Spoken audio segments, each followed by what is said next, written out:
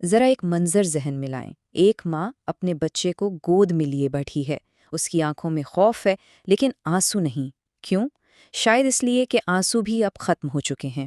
ایک دھماکہ ہوتا ہے، ایک اور کہانی ختم ہو جاتی ہے، اور ہم بس اسکرین پر اسکرول کرتے ہیں، ایک لائک کرتے ہیں اور شاید سو جاتے ہیں۔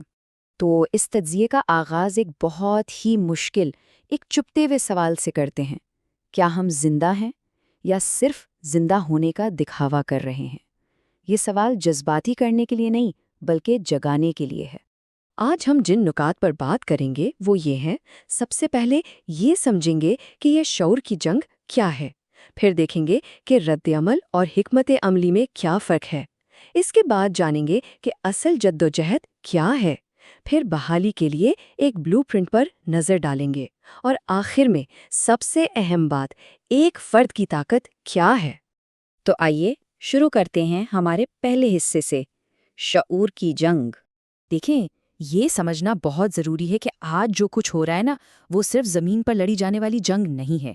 یہ بیانیے کی جنگ ہے، یہ میڈیا کی جنگ ہے، یہ شناخت کی جنگ ہے، اور سب سے زیادہ خطرناک، یہ ہمارے اجتماعی شعور کے خلاف ایک جنگ ہے۔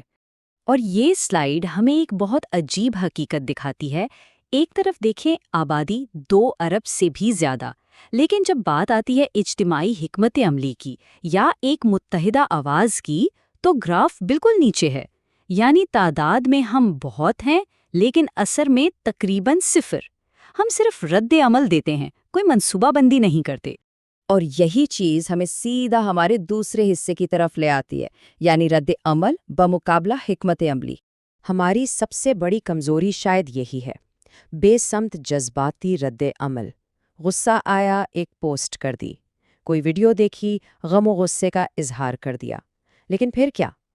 کچھ بھی نہیں۔ یہ جذبات کچھ دیر کے لیے ہوتے ہیں اور انہیں آسانی سے ہمارے خلاف استعمال بھی کیا جا سکتا ہے۔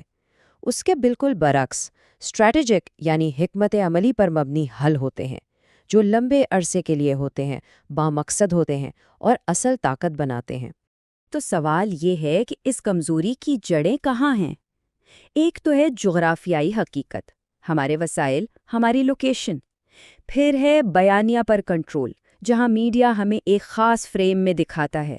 اور پھر ہیں ہماری اندرونی کمزوریاں، فرقہ واریت، سیاسی تقسیم اور بدعنوان قیادت۔ اب ہم تیسرے حصے کی طرف بڑھتے ہیں، یہ سمجھنے کے لیے کہ اصل جدوجہد ہے کیا۔ آج کل ایک لفظ ہے جسے شاید سب سے زیادہ غلط سمجھا اور استعمال کیا گیا ہے: جہاد۔ اس کا اصل مطلب صرف لڑنا نہیں بلکہ اللہ کی راہ میں جدوجہد کرنا ہے۔ یہ اچھائی کو قائم کرنے اور برائی کو روکنے کی ایک مسلسل کوشش ہے، چاہے وہ برائی معاشرے میں ہو یا ہمارے اپنے اندر۔ اور یہ سلائیڈ اس تصور کو بہت خوبصورتی سے واضح کرتی ہے۔ جہاد کی کئی شکلیں ہیں۔ سب سے بڑا جہاد اپنے نفس کے خلاف ہے، پھر علم کے ذریعے، قلم یعنی میڈیا کے ذریعے، مال یعنی معاشی طور پر، اور ہاں، صرف کچھ خاص اور سخت شرائط کے تحت مسلح جدوجہد بھی اس کا ایک حصہ ہے۔ مسئلہ تب ہوتا ہے جب ہم باقی سب کو بھول کر صرف آخری قسم کو ہی سب کچھ سمجھ بیٹھتے ہیں۔ اب اس کے مقابلے میں ایک اور چیز کو سمجھیں جو سب سے زیادہ خطرناک ہے: فتنہ۔ فتنے کا مطلب ہے کنفیوژن، گمراہی، سچ اور جھوٹ کا مل جانا، اکثر جذباتی ہیرا پھیری کے ذریعے۔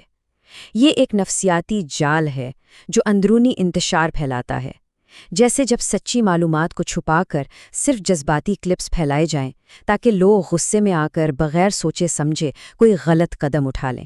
یہی تو فتنہ ہے۔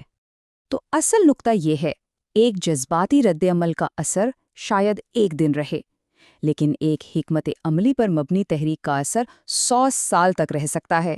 اب انتخاب ہمارا ہے۔ تو پھر حل کیا ہے؟ آئیے اپنے چوتھے حصے میں بحالی کے ایک عملی منصوبے پر بات کرتے ہیں۔ سب سے پہلے تو ایک کڑوی سچائی کو قبول کرنا ہوگا۔ اصل مسئلہ دشمن کی طاقت نہیں بلکہ ہماری اپنی اندرونی کمزوری ہے۔ نظم و ضبط کی کمی، اتحاد کی کمی، ویژن کی کمی۔ اور حقیقی تبدیلی اوپر سے نہیں آئے گی، یہ ہمیشہ نیچے سے یعنی عوام سے شروع ہوگی۔ تو یہ رہا وہ 5 مراحل پر مشتمل منصوبہ، ایک مکمل روڈ میپ۔ پہلا قدم، انفرادی تبدیلی، کیونکہ ہر چیز کی شروعات فرد سے ہوتی ہے۔ دوسرا، علم اور آگاہی تاکہ فیصلے حقائق کی بنیاد پر ہوں۔ تیسرا، معاشی طاقت، کیونکہ معاشی غلامی کے ساتھ کوئی آزادی نہیں۔ چوتھا، نظام کے ذریعے اتحاد جو ہمیں بکھرنے سے روکے۔ اور پانچواں، عالمی بیانیے پر اثر ڈالنا تاکہ اپنی کہانی ہم خود سنا سکیں۔ اور یہ ہمیں ہمارے آخری اور شاید سب سے اہم حصے کی طرف لاتا ہے، ایک فرد کی طاقت۔ ایک بنیادی اصول ہے، کمزور افراد مل کر ایک کمزور امت بناتے ہیں، اور مضبوط، باشعور اور نظم و ضبط والے افراد ہی ایک مضبوط امت کی بنیاد رکھتے ہیں۔ تو ایک فرد کیا کر سکتا ہے؟ سب سے پہلے اپنی زندگی میں نظم و ضبط لانا ہے، پھر باخبر بننا ہے اور تنقیدی سوچ اپنانی ہے۔ کوئی ایک ہنر سیکھ کر اس میں ماہر بننا ہے۔ اپنی آواز کا استعمال دانشمندی سے کرنا ہے، جذبات سے نہیں، منطق سے۔ اور اپنے ارد گرد، اپنی کمیونٹی میں سپورٹ سسٹم بنانے ہیں۔ یہ ایک بہت گہری حقیقت ہے۔ اگر فرد خود کو بدل لے تو دنیا بدل سکتی ہے، لیکن اگر وہ ویسے ہی رہا تو تاریخ خود کو دہراتی رہے گی۔ اور جب مضبوط افراد ملتے ہیں تو ایک مضبوط کمیونٹی بنتی ہے۔ کیسے؟ اپنے مقامی کاروباروں کو سپورٹ کر کے، تاکہ پیسہ کمیونٹی میں رہے، مسجد کو مرکز بنا کر سماجی نیٹ ورک بنانے سے، حلال معاشی نظام بنانے سے تاکہ بیرونی انحصار ختم ہو، اور مل کر ایک مربوط ڈیجیٹل پیغام پہنچانے سے تاکہ ہمارا بیانیہ دنیا تک پہنچے۔ ایک بات ہمیشہ یاد رکھیں، دنیا جذبات کی نہیں، طاقت کی عزت کرتی ہے، اور معاشی خود انحصاری ہی طویل مدتی سیاسی استحکام اور آزادی کی بنیاد ہے۔